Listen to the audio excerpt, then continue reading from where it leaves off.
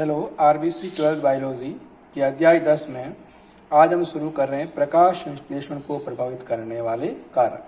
प्रकाश संश्लेषण को बाह्य और आंतरिक कारक प्रभावित करते हैं।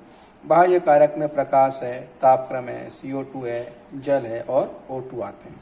जबकि आंतरिक कारक में पर्णहरित संचित भोजन है और पर्ण की आंतरिक संरचना आती है। अब प्रकाश संश्लेषण को प्रभावित करने वाले कारक को पढ़ने से पहले हम दो नियम पढ़ते हैं। पहला है सेक्स की प्रधान बिंदु संपूर्ण, ये दी थी सेक्स नियम, और ये कह रहा है कि यदि किसी कार्य की प्रक्रम को 3 मान होते हैं, उस कार्य की प्रक्रम के जो 3 मान हैं ये उस कार्य की को प्रभावित करते हैं। पहला उसका न्यूनतम मान, दूसरा अनुकूलतम या श्रेष्ठतम मान और तीसरा अधिकतम मान। न्यूनतम मान का मतलब उस कारक की वह मात्रा जहाँ वो क्रिया प्रारंभ होती है वो उसका न्यूनतम मान कहलाएगा। अनुकूलतम या श्रेष्ठतम मान का मतलब उस कारक की वह मात्रा जहाँ उस क्रिया की दर सर्वाधिक होगी वो उसका अनुकूलतम मान कहलाएगा। और अधिकतम मान का मतलब उस कारक की वह मात्रा जहाँ वो क्रिया बिल्कुल रुक जाती है उसका अधिकतम मान कहलाएगा। यानी किसी कारक का हम बहुत कम मान जहाँ वो क्रिया शुरू हो जाए वो न्यूनतम मान होगा। अब उस कारक का वह अच्छा या ऐसा कहते हैं अपन अनुकूल मान जहाँ वो क्रिया सर्वाधिक दर से हो रही है वो उसका अनुकूलतम मान होगा। और अब उस कारक की मात्रा में इतनी ज़्यादा कर दें कि वो क्रिया रुक जाए वो उसका अधिकतम मान होगा। और जो तीनों मान है न्यूनतम, अनुकूलतम और अधिकतम मान, इन तीनों मान को ही प्रधान बिंदु कहा जाता है। दूसरा है ब्लैकमैन का सीमाकारी कारकों का सिद्धांत। ये सिद्धांत ब्लैकमैन द्वारा प्रस्तुत किया गया था और ये वाक्य में लिविंग की न्यूनता के सिद्धांत का ही रूपांतरण है। अब ये सिद्धांत क्या कहता है कि यदि किसी कारक को 2 या अधिक कारक, ध्यान रखिए नियम तब लागू होगा जब किसी रासायनिक या जैविक क्रिया को 2 या 2 से अधिक कारक, कम से कम 2 होने चाहिए, अधिक कितने भी हो सकते हैं, कारक प्रभावित करे तो उस क्रिया की दर, वो जो रासायनिक क्रिया या जैविक क्रिया है उसकी दर उस कारक पर निर्भर करेगी, उस कारक से सर्वाधिक प्रभावित होगी या निर्भर करेगी जो उन सब में सबसे न्यूनतम मात्रा में हो। जो सबसे कम मात्रा में होगा उस पर ही उस क्रिया की दर सबसे अधिक प्रभावित होगी। इसका नाम रखा है सीमाकारी कारकों का नियम, क्योंकि जो कारक सबसे न्यूनतम होगा उस कारक को सीमाकारी कहेंगे। अब अगर हम प्रकाश संश्लेषण की बात करें, जैसे प्रकाश, तापक्रम, CO2, जल और O2 सभी प्रभावित करते हैं, लेकिन अगर अपन देखें इन सब कारकों में CO2 वातावरण में सबसे कम मात्रा में होती है। इसका ध्यान रखिए, प्रकाश संश्लेषण का सीमाकारी कारक CO2 होता है, क्योंकि ये मात्र 0.03% ही होती है। अब हम पढ़ रहे हैं इसके बाह्य कारक। इसमें पहले पढ़ते हैं अपन प्रकाश। सबसे पहले हम देखते हैं पार क्या होता है। पार का पूरा नाम है प्रकाश संश्लेषी सक्रिय विकिरण, फोटोसिंथेटिकली एक्टिव रेडिएशन।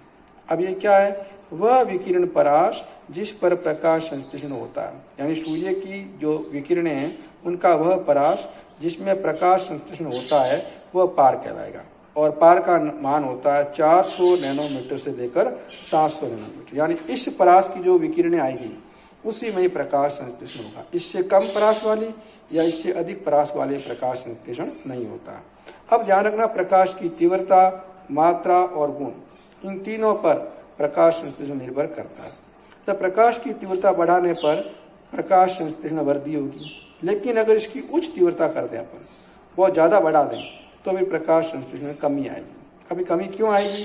क्योंकि जो दूसरे कारक है, जल वगैरह है, CO2 वगैरह है, ये सब सीमाकारी कारक हो जाएंगे। और एक कारण और भी है कि उच्च तीव्रता पर हरितलवक और अन्य कोशिकीय अवयव प्रकाश ऑक्सीकरण के कारण नष्ट हो जाते हैं। इस घटना को आतपन भी कहते हैं। यानी अगर आपने तीव्रता बहुत उच्च कर ली तो आतापन प्रभाव के कारण भी प्रकाश संश्लेषण में गिरावट आएगी। अच्छा, गुण में देखें तो ध्यान रखिए, लाल और नीले रंग के प्रकाश में सर्वाधिक प्रकाश संश्लेषण होगा। क्यों? क्योंकि इस रंग के प्रकाश का अवशोषण वर्णकों द्वारा सबसे ज्यादा किया जाता है। अब दूसरा कारक है तापक्रम। ध्यान रखिए, अनुकूल तापमान है प्रकाश संश्लेषण के लिए वो अधिकतम तापक्रम में होता है 10 से 35 डिग्री सेल्सियस।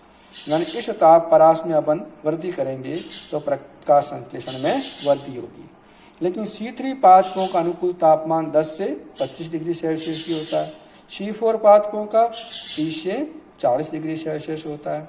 जो जूनिफर है उनके लिए मतलब वो -35 डिग्री सेल्सियस ताप पर ही प्रकाश संश्लेषण कर सकते हैं। तो मरुद्भिद पादप 55 डिग्री सेल्सियस ताप पर, तो गर्म जल में रहने वाली शैवाल तो 75 डिग्री सेल्सियस ताप पर ही प्रकाश संश्लेषण कर सकती है।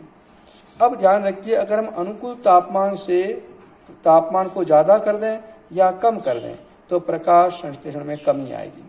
अब उच्च ताप पर प्रकाश संश्लेषी जो एंजाइम होते हैं विकृत हो जाएंगे और निम्न ताप पर प्रकाश संश्लेषी एंजाइम निष्क्रिय हो जाएंगे। इसी कारण अनुकूल तापमान से ज़्यादा कर दो या कम कर दो तो प्रकाश संश्लेषण में कमी आएगी, क्योंकि उच्च ताप पर एंजाइम विकृत और निम्न ताप पर एंजाइम निष्क्रिय हो जाते हैं। अगला पढ़ते हैं अपन CO2।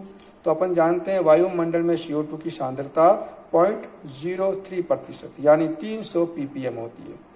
अब ध्यान रखिए, CO2 की सांद्रता हम 1% बढ़ा दें, यानी कितनी कर दें, 0.03 तो थी, 0.04% कर दें तो इस पर भी प्रकाश संश्लेषण की दर में वृद्धि होगी। अच्छा, इससे उच्च करने पर अपन जानते हैं CO2 का विषाक्त प्रभाव पड़ता है, जिससे कारण रंध्र बंद हो जाएंगे और प्रकाश संश्लेषण में कमी आएगी। वैसे ध्यान रखना, जो C3 पादप है वो CO2 की अगर हम सांद्रता बढ़ाकर 0.05% कर दें तो भी प्रकाश संश्लेषण की दर में वृद्धि होती रहेगी।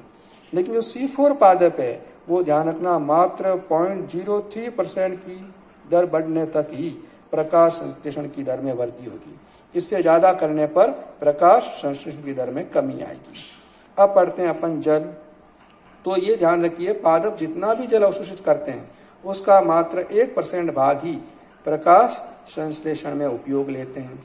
अब ध्यान रखना, जल है ये प्रकाश संश्लेषण को अप्रत्यक्ष रूप से प्रभावित करता है, डायरेक्ट नहीं करता, इनडायरेक्ट करता है। कैसे कि अगर जल में कमी हो गई तो अपन जानते हैं रंध्र बंद हो जाएंगे और रंध्र बंद होने से O2 और CO2 का विनिमय रुक जाएगा और ऐसा होने से प्रकाश संश्लेषण की दर में कमी आ जाएगी। अब पढ़ते हैं अपन O2। C3 पादपों को O2 अधिक प्रभावित करता है, क्योंकि C3 पादपों में O2 की सांद्रता बढ़ेगी तो जो रुबिस्को एंजाइम है ये अब कार्बोऑक्सीनेज की भांति काम नहीं करेगा, अब ये ऑक्सीजनेज की भांति कार्य करेगा और O2 को जोड़ के प्रकाश शोषण प्रारंभ कर देगा, जिससे कारण उत्पादकता में कमी आ जाएगी। तो ये बाह्य कारक पढ़े अपन ने।